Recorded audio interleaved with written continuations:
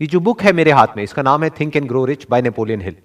इसको मैंने बहुत ही स्ट्रांगली रिकमेंड किया हुआ है अपनी वेबसाइट के ऊपर भी, और उसके अलावा और भी अपने कई सेशंस में मैंने इसको रिकमेंड किया है। तो आज से कुछ महीने पहले मैंने एक बुक के ऊपर अपने व्यूज शेयर करे थे जिसका कि नाम है as a man thinketh. तो उसमें नीचे कमेंट सेक्शन में बहुत लोगों ने रिक्वेस्ट किया हुआ है कि इस बुक के ऊपर भी आप अपने व्यूज शेयर करिए। तो इस बुक में से मैंने कुछ पॉइंट्स मार्क कर रखे हैं जिसकी कि आज हम डेप्थ में चलेंगे मिल करके, यानी कि आप जो मुझे अभी वीडियो में देख रहे हैं और मैं, हम लोग मिल करके इस बुक को डीपली समझने की कोशिश करेंगे कि बुक क्या है। इस बुक की बैक साइड पे अगर आप पढ़ेंगे तो उस पे लिखा हुआ है, after interviewing over 500 of the most affluent men and women of his time, Napoleon Hill uncovered the secret to great wealth based on the notion that if we can learn to think like the rich we can discover wealth and success. तो ये book कोई ऐसा ही नहीं है कि किसी ने ऐसे ही कुछ भी सोचा और लिख दिया। इसके लिए उन्होंने 500 से ज्यादा लोगों का इंटरव्यू किया, वो लोग जो कि दुनिया के सबसे अमीर लोगों में से एक थे, और उनमें कुछ कॉमन ट्रेड्स को ऑब्जर्व किया, जिसके बेस पे स्टेप बाय स्टेप एक प्रोसेस उन्होंने बनाया कि जिस प्रोसेस को अगर कोई फॉलो करता है तो वो भी उन्हीं लोगों की तरह सक्सेसफुल हो सकता है।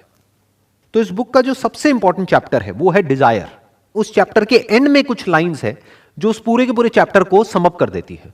तो मैं उन लाइंस को पढ़ूंगा, फिर उसको हम डीपली समझने की कोशिश करेंगे कि उसका एग्जैक्ट मीनिंग क्या है। I wish to convey the thought that all achievement, no matter what its nature or purpose, must begin with an intense, burning desire for something definite. इसमें यह कहा जा रहा है कि कोई भी अचीवमेंट है, किसी भी तरह की अचीवमेंट है, उसकी जो शुरुआत होती है वो होती है एक इंटेंस, यानी कि अंदर से एक्चुअल में जो बहुत ही डीपली रूटेड हो हमारे सबकॉन्शियस के अंदर। ऐसा नहीं कि ऊपर ऊपर लेवल पे किसी को देखा और कुछ करने का मन किया। That is more like a wish. So there is a difference between जो यहां पर कहा जा रहा है डिजायर में और विश में। सब चाहते हैं अमीर होना, ऐसा कोई नहीं है जो नहीं चाहता, बट उसको एक इंटेंस डिजायर नहीं कहा जा सकता। जो ये इंटेंस डिजायर होता है लाइफ में कुछ भी करने का, किसी भी फील्ड में सक्सेसफुल होने का, वो बहुत ही कम लोगों में होता है।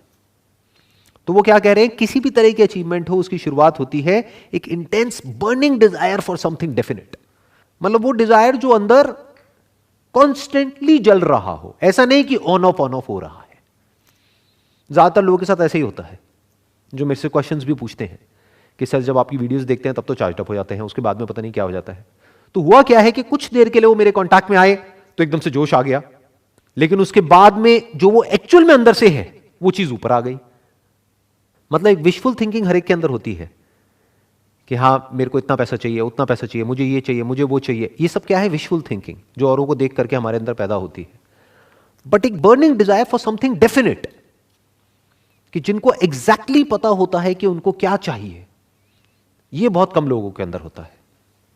Through some strange and powerful principle of mental chemistry, वो क्या कह रहे हैं कि माइंड में कुछ केमिकल्स रिलीज होते हैं। इसकी वजह से जब कोई हमारे अंदर डिजायर उठता है और वो बिल्कुल क्लियर होता है हमको क्या चाहिए, और हमारी जो ब्रेन की केमिस्ट्री है उसमें कुछ चेंजेस हो जाते हैं।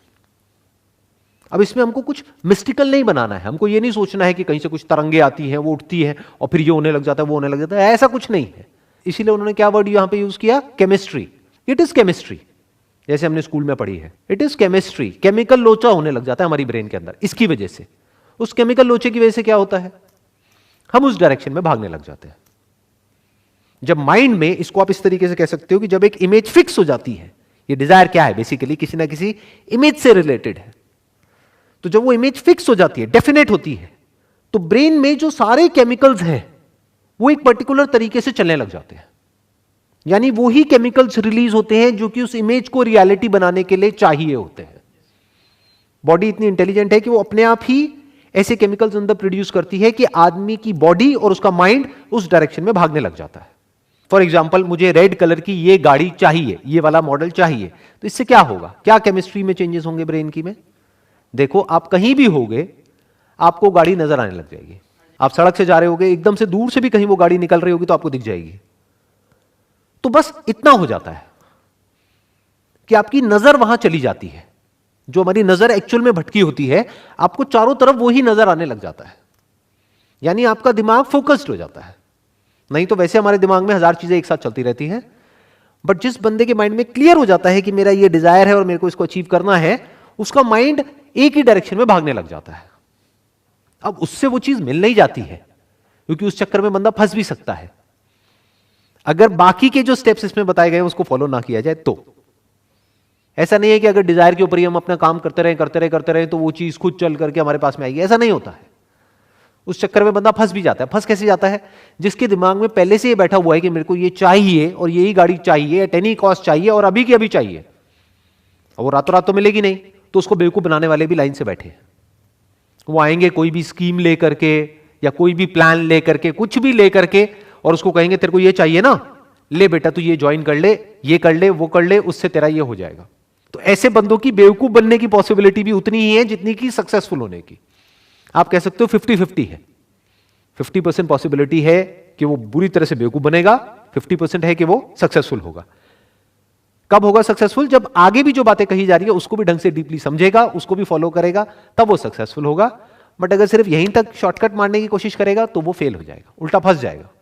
ये डिजायर ही उसको फंसा देगा। अब वो किस तरह से फंसा देता है उसके बारे में मैंने अपने अलग अलग सेशंस में बहुत बात करी है, तो मैं उसमें अभी नहीं जाऊंगा इस वक्त, लेकिन वो हमको फंसा देता है। एक दूसरा डिजायर होता है जो खुद को कैपेबल बनाने का डिजायर होता है।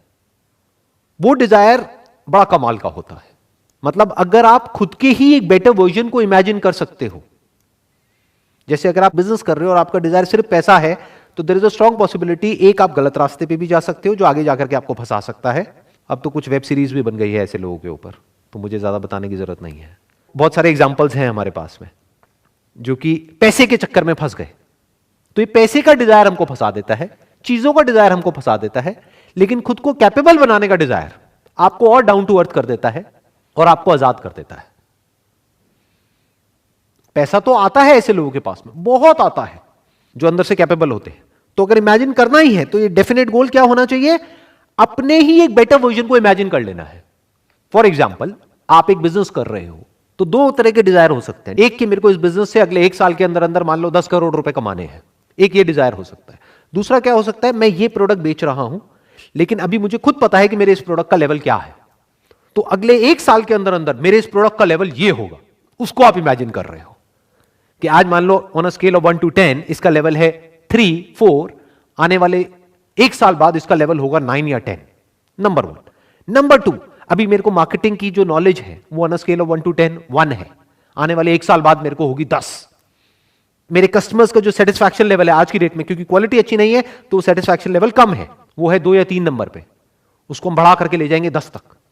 अगर इस तरह के डिजायर आपके अंदर बढ़ रहे हैं, बर्न कर रहे हैं, तो आप बहुत आगे जाओगे, बहुत दूर तक जाओगे। बाकी जो होते हैं वो गेट रिच क्विक में यहां वहां कहीं ना कहीं जाकर के फंस जाएंगे।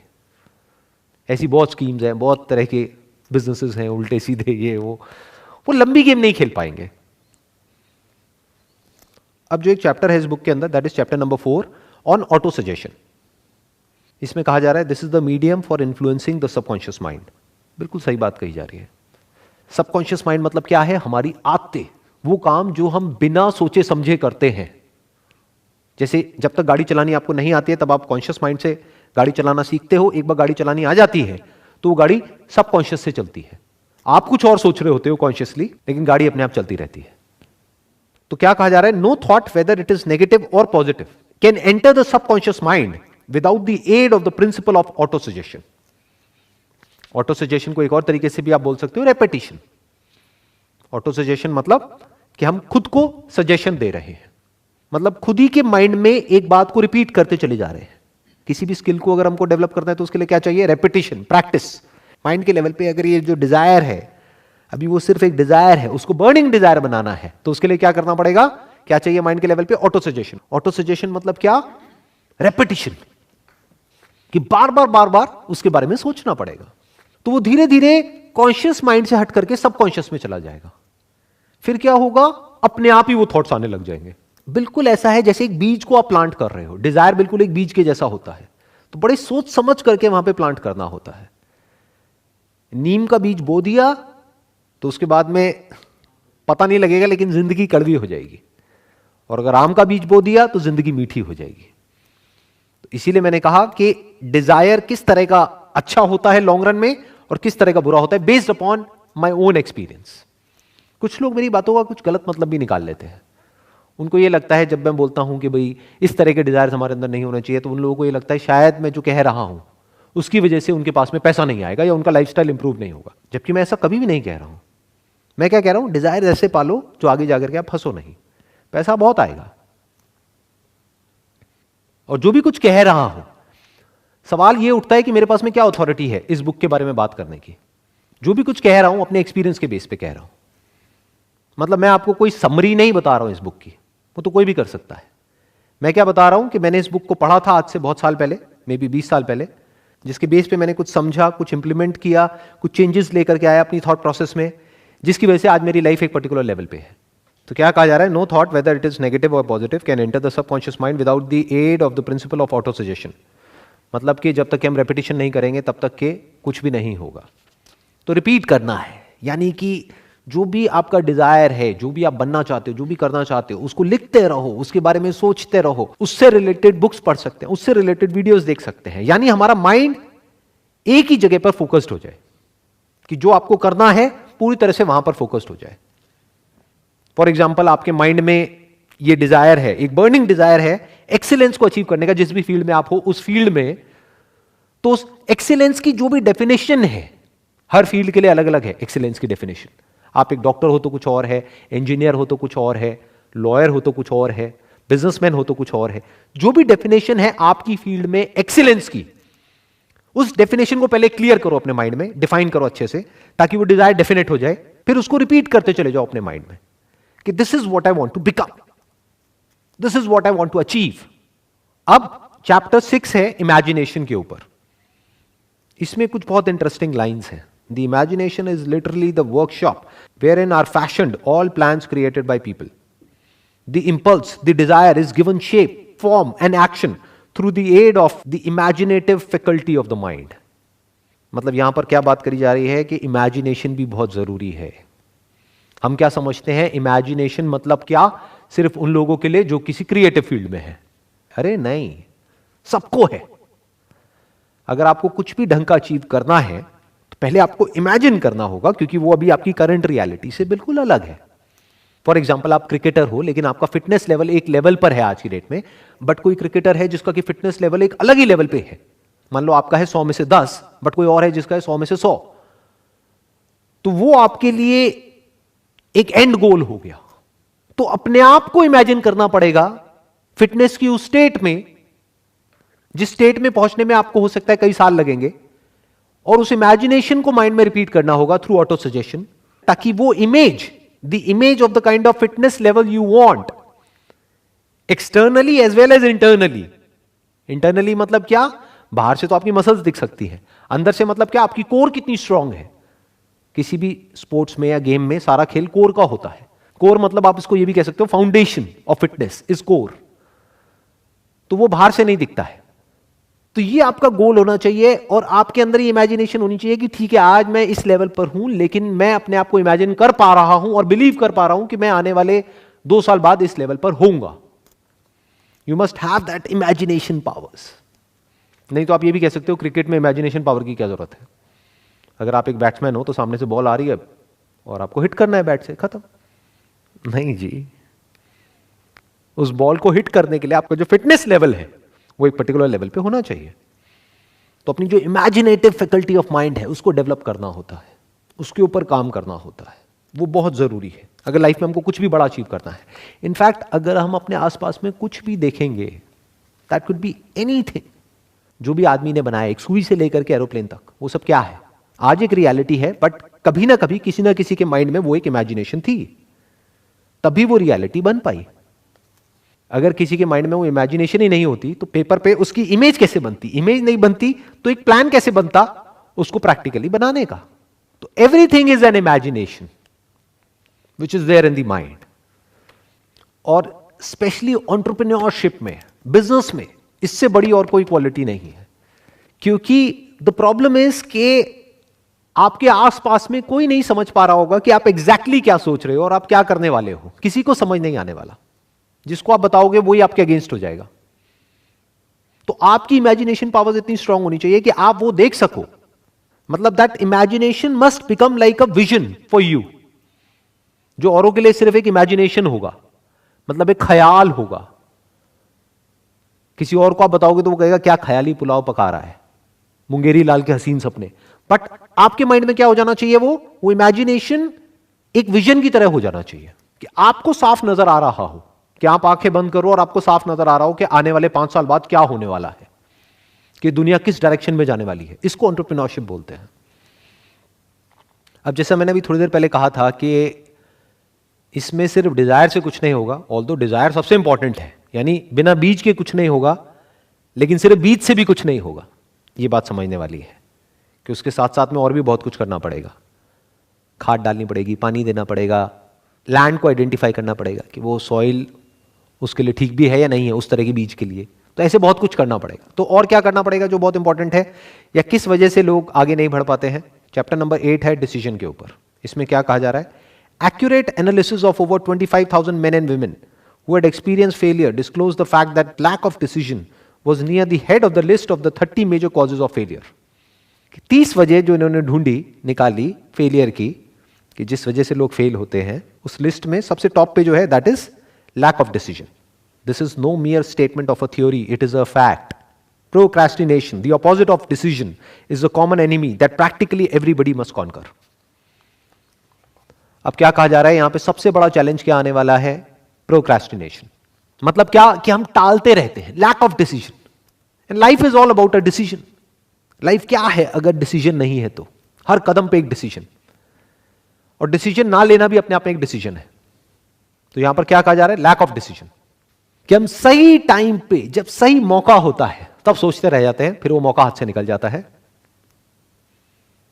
फिर उसके बाद में सिर्फ रिग्रेट करते हैं। ऐसा हमने अपने घरों में बहुत बार होते हुए देखा है।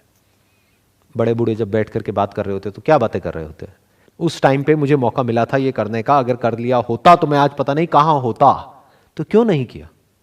उसके पीछे जो सबसे बड़ा रीजन मिलेगा वो है फियर। इस बुक में एक और चैप्टर, यहां ठीक है अच्छा हो गया तो इतना अच्छा हो सकता है, लेकिन बुरा हो गया तो इतना बुरा भी हो सकता है। तो हम डर गए, इस वजह से हमने वो नहीं किया। जो सबसे बड़ा फैक्टर है फेलियर का वो क्या है, कि वो कुछ करते ही नहीं है, इस वजह से फेल हो जाते हैं। इसलिए नहीं कि कुछ करते हैं और फिर उसमें फेल हो जाते हैं, नहीं, वो कुछ करते ही नहीं है, यानी सोचते ही रह जाते हैं। ना कुछ करने का डिसीजन ले पाते हैं, ना कुछ नहीं करने का, बीच में अटके रह जाते हैं और मौका निकल जाता है। इन अदर वर्ड्स, कल पे नहीं टालना है। प्रोक्रेस्टिनेशन का मतलब क्या है, कर लेंगे, अभी कौन सी जल्दी है, ये करना है ना, कर लेंगे। तब तक कोई और कर जाता है, फिर वो आकर के क्या बोलते हैं, ऐसे बहुत लोगों को आपने सुना होगा कि अरे ये तो मेरा आइडिया था, उसने कॉपी कर लिया। अरे वो तो तुझे जानता तक नहीं, उसने कैसे कॉपी कर लिया। वो ये कहना चाह रहा है कि उसने कर लिया और मैं सिर्फ सोचता ही रह गया। That is called lack of decision.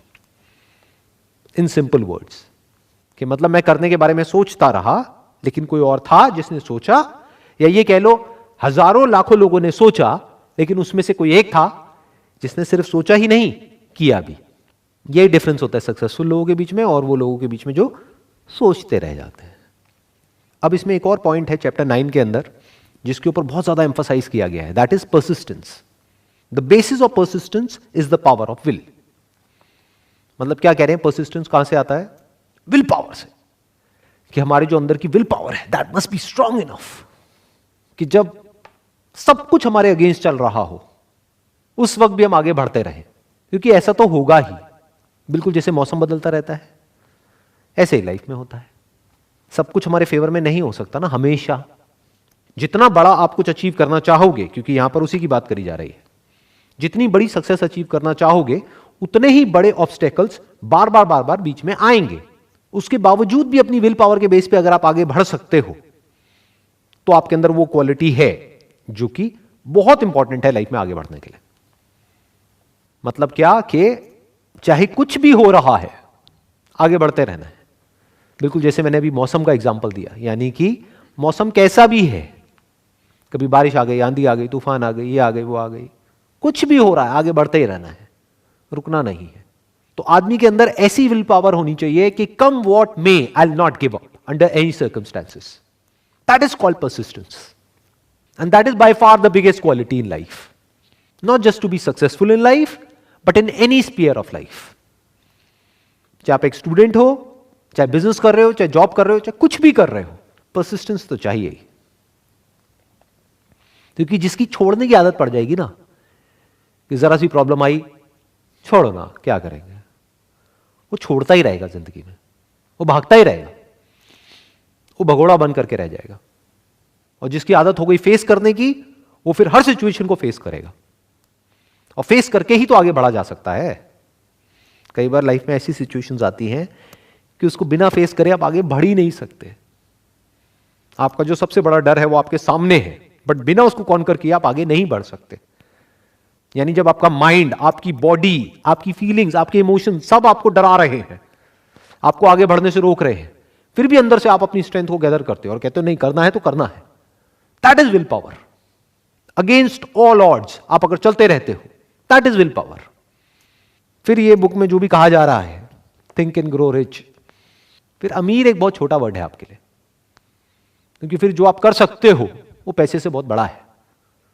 आप सिर्फ पैसा नहीं कमाओगे, you will leave a legacy behind.